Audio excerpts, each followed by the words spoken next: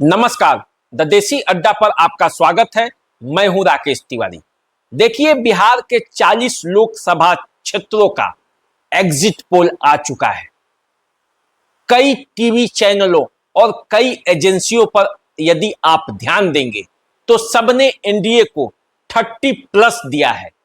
यानी कि किसी एजेंसी ने 40 सीटों में से 36 सीटें दी हैं, किसी ने 34 दी है, किसी ने 30 से 32 बताया है, लेकिन एनडीए गठबंधन को 30 से अधिक सीटें सभी एजेंसियों ने और सभी चैनलों ने दी है। बिहार में यदि 40 में 30 सीटें एनडीए गठबंधन को जा रही हैं तो उसका मायने क्या है? देसी अड्डा ने भी अपना एग्जिट पोल दिया है और उसमें एनडीए गठबंधन को 34 सीटें दी हैं, इंडिया गठबंधन को 6 सीटें दी हैं। तो इन तमाम हवा के बावजूद बिहार में ऐसा चुनाव प्रचार या मतदान के दौरान ऐसा पूरे बिहार में लग रहा था कि इंडिया गठबंधन बड़ी मजबूती से चुनाव लड़ रहा है। खास करके आरजेडी तो पूरे इलाके में चुनाव प्रचार के दौरान भारी दिख रहा था।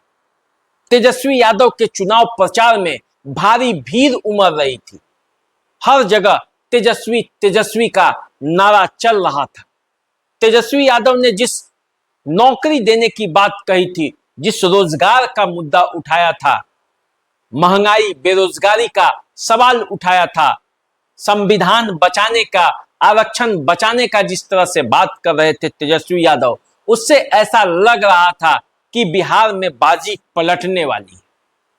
तेजस्वी यादव के पक्ष में एक अंडर करंट है, लेकिन एग्जिट पोल आते आते ये अंडर करंट कहां चला गया? लगभग सभी सर्वे एजेंसियों ने जो एग्जिट पोल दिया है उसमें 30 से अधिक सीटें ही एनडीए को दे दिया है। तो फिर तेजस्वी यादव टिकते कहां हैं? देसी अड्डा ने भी अपना जो एग्जिट पोल किया है उसमें बिहार में वैशाली, अररिया और जहानाबाद ये सीटें हैं जिसे आरजेडी को जीतते हुए दिया गया है।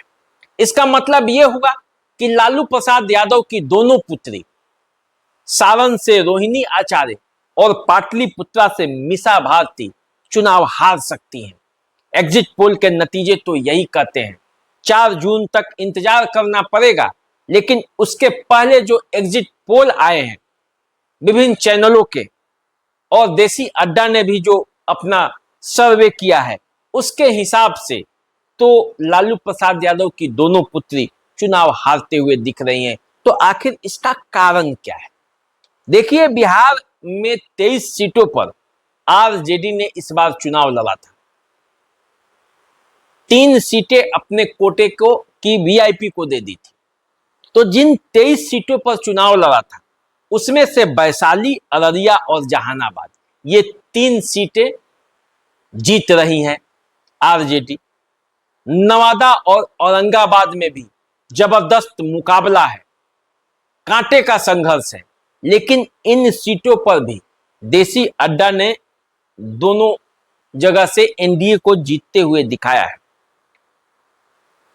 यदि बात करें सारण की, पाटलिपुत्रा की, उजियारपुर की, नवादा की, औरंगाबाद की, जमुई की, बक्सर की, मधुबनी की और मुंगेर की, इन सभी सीटों पर आरजेडी के प्रत्याशी बड़े संघर्ष के साथ और बड़े दमदार तरीके से चुनावी मैदान में डटे। लेकिन जब एग्जिट पोल आया तो इस एग्जिट पोल में सभी सर्वे एजेंसियों ने इन सीटों पर आरजेडी को हारते हुए दिखाया। सारण की बात करें तो सारण को लेकर ऐसा कहा जा रहा था कि रोहिणी आचार्य इस बार राजीव प्रताप रूडी को चुनावी मात दे दे। रोहिणी आचार्य के पक्ष में सारण में हवा है। लालू यादव के जाने का भी असर हुआ है। रोहिणी आचार्य चुनाव जीत रही हैं। लेकिन जब एग्जिट पोल आया तो एग्जिट पोल आते आते सारण रोहिणी आचार्य के हाथ से छिटकने लगा। अब रिजल्ट क्या होगा? असल रिजल्ट 4 जून को जब आएगा तो क्या एग्जिट पोल टिक पाएगा या सारण में कुछ और होगा, ये देखना अभी बाकी है। अब इसी तरह पाटलिपुत्रा को लेकर कहा जा रहा था कि पाटलिपुत्रा इस बार वो सीट है जहां से मीसा भारती चुनावी बाजी जीत लेंगी। रामकृपाल यादव के खिलाफ नाराजगी है लोगों में और इस बार मीसा भारती के पक्ष में गोलबंदी बना है और इसीलिए मीसा भारती पाटलिपुत्रा से जीत जाएंगी। लेकिन एग्जिट पोल जब आया तो पाटलिपुत्रा से भी मीसा भारती हारते हुए देखी गई हैं। देसी अड्डा का भी एग्जिट पोल ये बता रहा है कि पाटलिपुत्रा से मीसा भारती चुनाव हार सकती हैं। यहां से रामकृपाल यादव बीजेपी के प्रत्याशी के तौर पर चुनाव जीत सकते हैं। यदि ऐसा होगा तो लगातार तीसरी बार रामकृपाल यादव पाटलिपुत्रा से चुनाव जीतेंगे और लगातार तीसरी बार मीसा भारती चुनाव हार सकती हैं। तो क्या होगा इसका एक्चुअल रिजल्ट तो 4 जून को पता चलेगा। उसी तरह उजियारपुर की सीट पर आइए। उजियारपुर की सीट महत्वपूर्ण सीट है जहां से केंद्रीय गृह राज्य मंत्री नित्यानंद राय चुनावी मैदान में और यहां से आरजेडी ने बड़े सोच समझकर आलोक मेहता को चुनावी मैदान में उतारा था। आलोक मेहता जमीन के नेता हैं, उजियारपुर के रहने वाले हैं और नित्यानंद राय भी हाजीपुर के रहने वाले हैं। वहां जाकर उन्होंने चुनाव लड़ा है। उजियारपुर की लड़ाई नित्यानंद राय बड़ी आसानी से 14 में भी जीते थे, बड़ी आसानी से 19 में भी जीते थे। ऐसा माना जाता है कि कुशवाहा, कुर्मी, एनडीए का तमाम वोट जो है वो नित्यानंद राय के पक्ष में पड़ जाता था। यादव वोटों की भी गोलबंदी उनके पक्ष में हो जाती थी और इसीलिए नित्यानंद राय बड़ी आसानी से उजियारपुर की सीट जीत जाते थे। लेकिन इस बार परिस्थितियां बदली हुई है। कहा जा रहा था कि परिस्थितियां बदली हुई है, नित्यानंद राय कड़े मुकाबले में फंसे हुए, चुनाव हार सकते हैं। वास्तव में वहां लड़ाई कांटे की है, लेकिन एग्जिट पोल में उजियारपुर में ये दिखाया गया है कि नित्यानंद राय का एज है, नित्यानंद राय वहां से चुनाव जीत सकते हैं। अब आइए नवादा की सीट जहां आरजेडी के श्रवण कुशवाहा चुनावी मैदान में है और ऐसा माना जा रहा है कि नवादा की सीट श्रवण कुशवाहा जीत सकते हैं। मुकाबला कड़ा है, संघर्ष है, लेकिन यदि आप एग्जिट पोल पर जाएंगे तो पाएंगे कि नवादा की सीट भी विवेक ठाकुर बड़ी आसानी से जीत सकते हैं। अब 4 जून को ही ये पता चलेगा कि समीकरण कैसे इधर से उधर हुआ और कैसे विवेक ठाकुर वहां से जीते हैं। एग्जिट पोल में वैसे विवेक ठाकुर नवादा की सीट जीत रहे हैं। अब आइए औरंगाबाद, जहां से सुशील कुमार सिंह बीजेपी के प्रत्याशी के तौर पर चुनावी मैदान में थे और यहां से अभय कुशवाहा चुनावी मैदान में आरजेडी के प्रत्याशी के तौर पर उतरे हुए थे। लड़ाई बड़ी जबरदस्त हुई औरंगाबाद में और ऐसा माना जा रहा था कि औरंगाबाद में अभय कुशवाहा कहीं बाजी न पलट दे।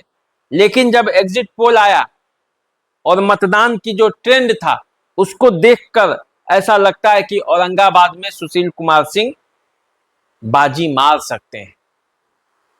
जमुई की भी यही हाल है। जमुई में अर्चना रविदास आरजेडी की प्रत्याशी कड़ा मुकाबला दे रही थी, लेकिन ऐसा माना जा रहा है कि वहां अरुण भारती चुनाव जीत जाएंगे। बक्सर, जहां सुधाकर सिंह चुनावी मैदान में थे, जगदानंद सिंह के पुत्र, और वहां मिथिलेश तिवारी बीजेपी ने गोपालगंज जिले के रहने वाले हैं, बक्सर में ले जाकर चुनाव लड़ाया।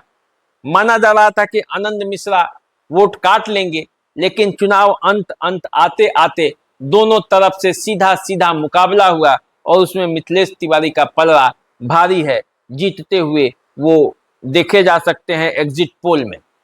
अब 4 जून को असल में पता चलेगा कि जो एग्जिट पोल है वो एग्जैक्ट पोल में कितना बदला। अब आइए बात करते हैं मधुबनी की, जहां से अशोक यादव पिछले बार 4 लाख के आसपास के मतों से जीते थे। इस बार क्या होगा मधुबनी में जब अली अशरफ फातमी उनके सामने खड़े हैं, तो इस बार भी एग्जिट पोल में मधुबनी को जीतते हुए दिखाया गया है, जहां कड़ा संघर्ष था कि ये भी सीट बीजेपी के पाले में जा रही है। यही हाल मुंगेर की है, जहां से जनता दल यू के राजीव रंजन उर्फ ललन सिंह आरजेडी के अनीता देवी को बड़ी आसानी से हराते हुए दिख रहे हैं। एग्जिट पोल तो यही बता रहा है। तो जो ये एग्जिट पोल आया है, ये किस तरह का परिणाम लेकर आया है और क्या ट्रेंड है? देखिए, बिहार के जो 40 की 40 सीटें थी, पिछले बार जो मार्जिन था वो काफी बड़े अंतर से था। कोई 2 लाख से जीता था, कोई 3 लाख से जीता था, कोई 4 लाख से जीता था, कोई 1.5 लाख से जीता था।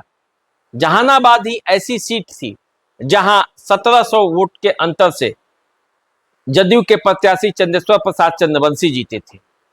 मिसा भारती 40,000 से कम वोटों के अंतर से जीती थी। इसी तरह के 2-4 सीटें थी जहां कम वोटों के अंतर से लोग जीते थे, नहीं तो सबका मार्जिन बहुत बड़ा है। और उस मार्जिन को कम करने में ही राजद के पसीने छूट गए और तेजस्वी यादव ने जिस तरह से मेहनत किया, उससे वोट तो बढ़े हैं, लेकिन ये वोट उतना नहीं बढ़ पाए जो कि मोदी के उस मार्जिन को कम कर दे और जो मोदी मैजिक अभी चल रहा है उसको कम कर दे। क्योंकि मोदी के साथ महिलाएं जुड़ी हुई हैं, मोदी के साथ अति पिछड़ों का वोट बैंक जुड़ा हुआ है, मोदी के साथ जो है उनके मोदी की गारंटी वाली जो बात है वो चल रही है, और मोदी के साथ राशन भी चल रहा है, सिलेंडर भी चल रहा है, किसान निधि का जो पैसा 6,000 मिल रहा है वो भी काम कर रहा है।